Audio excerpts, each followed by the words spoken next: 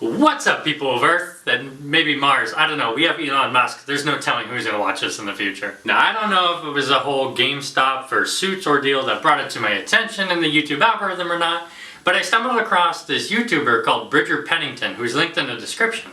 He's got this wicked interesting YouTube channel based around starting a fund. Now, I'm going to need your full attention for this next part because there's a lot of myths people have about hedge funds, which probably means I need to fix this for the people with OCD, right? Don't worry, I got you. Be a pineapple. That'll fall in 3 seconds. So I started watching every single one of Bridger's videos, and I mean like every single one. And as I watched more and more of his videos, I started piecing together the fact that there's a lot behind this concept of a fund. And then I started noticing similarities between what legendary investors Warren Buffett, Lee Lu, Manish Prabhai have done in their past. And even though I've never considered myself a hedge fund or a fund kind of guy, I started to warm up to the idea. I mean, as an investor, you get friends and family asking you all the time about investment advice, but not so fast. I think it helps to explain what a fund is at the simplest form. I mean, there's different kinds of structures, but I think this one's the most common. And that is, say I'm a really good investor, and it can be in anything. It doesn't have to be stock, well, almost anything. It doesn't have to be stocks, it could be real estate, crypto, pretty much anything.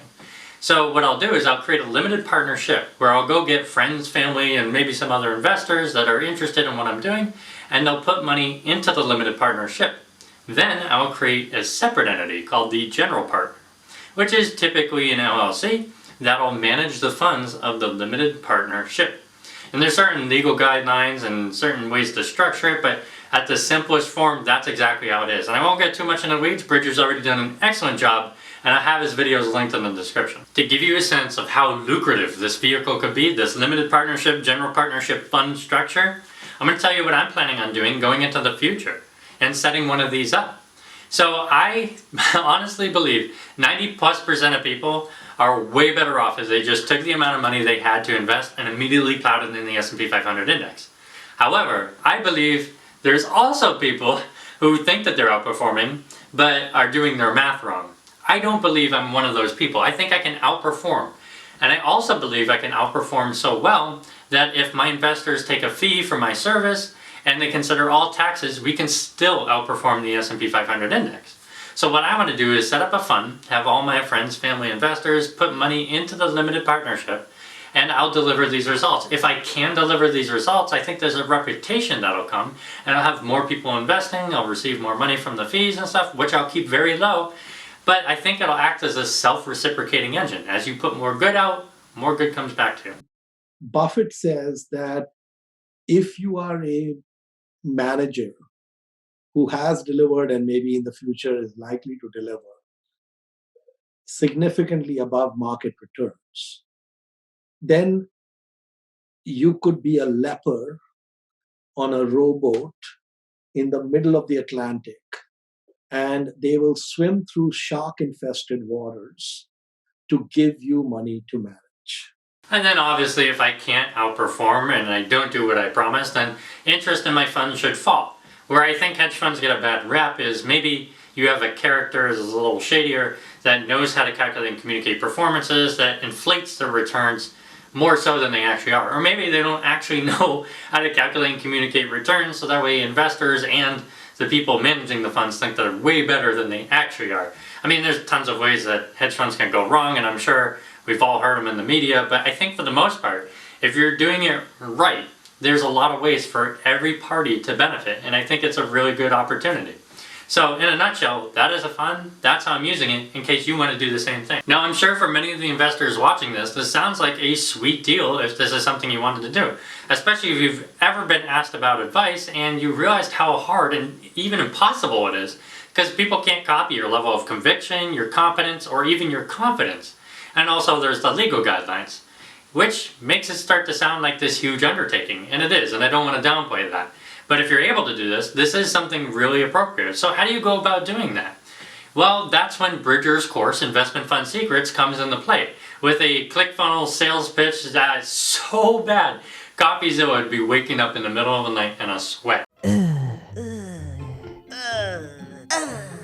Despite how miserable ClickFunnels can be, I decided to sit through Bridger's. And that's because I felt like he could actually deliver that value on how to start your own fund. The question is what price, of course, right? So I've seen ClickFunnels before. I think we all have. They're super schemy, salesman pitches, this and that, every trick in the book. I came in with a price. What price would I pay to have that information?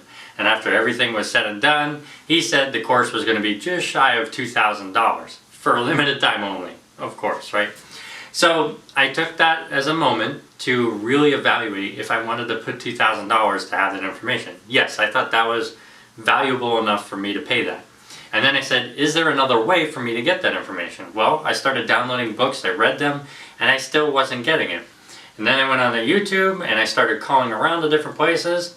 And after all was said and done, I rationally came to the conclusion that his course would be the best way to go, especially because you can kind of talk to him and his group and stuff like this too, and his network. So I decided that I was going to commit the money, and now I get to share with you my honest 100% feedback of the course. Okay, so before I tell you my feedback about the course, I feel like it'd really help for me to walk you through the course and my perspective. And I feel comfortable sharing you this portal because he actually gives you this information in his ClickFunnels. I'm just giving you my perspective on it. And I'm not going to go into detail like any of these subsections to respect his content, obviously. So the name of his course is Investment Fund Secrets, or IFS. That's the acronym you'll see. So then we'll just kind of walk through these sections here and give you a general outline. The first one, introduction, no explanation needed, but the second one's the workbook. So it gives you a PDF that you can download or print out that you can work through. So to make sure that you're not only listening to the content, but you're able to apply the information as well. So it's really cool, I liked it. And then you go into the Mastermind Network. Now I didn't pay $2,000 to have access to the course. I paid $2,000 to have access to the people who made the course. This is the most important part of the entire course. And I did feel like I got my value back in that. So he gives you access to a private Facebook group where you can talk to not only Bridger and his team, but everyone else who's taken the course or has taken the course. And they're all tremendous people. You wouldn't believe the kind of work some of them are doing. It's remarkable. But then you go into the foundation. Foundation's kind of like how I told you a fund could be structured like a limited partnership and a general partnership. But there's so many different ways you can do that, so many different legal documents that you have to have signed, and to certain ways that you can go about getting prospective clients. This is what you need no matter what kind of fund you have. But speaking of that, this is where it starts to diverge, because a hedge fund is so atypical from different kinds of funds. So as an investor, someone who can invest money, I am the deal. People give me money and I go make them more money. But that's not always the case. What if someone still wants to start a fund? Well, they can go find an investor, someone who is the deal. Or if it's like real estate, they can go find the real estate deal. So that's actually pretty interesting. Even though I'm not going to be using that so much, there's a lot of cool things in here. Especially if I want to do like venture capital, as you'll see in later sections. But moving on, he talks about structuring the deal next. Because obviously you can have a deal, but have it structured different ways depending on what your needs are, what your client's needs are, and maybe the qualifications of the client, qualifications of the deal. There's so much that goes into it. It really supplements the foundation. But moving on from there, raising capital. Raising capital seems like the most stressful and intimidating part of the entire thing. Actually, if you pay $10,000 for his upgraded course, which I didn't, I have the $2,000 course, you have access to a program that'll let you see people in your area that have invested in funds just like yours. So you can find prospective clients and pretty much go door knocking or cold calling them essentially. And that is really cool, but we don't get that in the $2,000 course. Instead, we have access to all sorts of interviews he's done with other people who've had tremendous success raising deals. So not only do you get his experience and his wisdom and intelligence, which are way out the roof, but you also get it from all sorts of people who've done it countless times. Then you go into compliance and regulations, and this is kind of the bread and butter of the course here. There's certain legal documents, there's certain processes that you have to do to make sure that you're staying within the sorts of guidelines, because you're handling other people's money, and it's really important that you stay in compliance and make sure, of course, you're doing everything ethically. So that is a huge reason I got the course, aside from the Mastermind Network. Then you go into fund management. This wraps everything up. Essentially just says things like how you're going to have an administrator, so that way you can make sure your returns are provided to people, you have everything audited to make sure that everything's checked off, all the boxes are ready to go. So it's a good wrap up. I felt like that was a good wrap up. But that's it for the course. Everything else is extra, which I thought was pretty funny. But I'll talk about that in a second. I'm just giving you a general outline here. So first, you have downloadable fund documents. So I think the tipping point for me was the fact that there's so many different legal documents that go into starting a fund. You could go on Google technically and go find these fund documents, but you never know the quality of them. And if you're handling other people's money, you want to make sure you're doing it right. So Bridger's done, I think, 3 funds already. He's got a dad who's done numerous ones, and he's got access to all these people in the network that have done countless ones too. So he's found the highest quality documents and he's provided it for you. So all you have to do is kind of just like change your name, change what you want in the deal, how you want it to be structured. So you can walk up to an attorney and say, this is what I want and this is how I want to do it.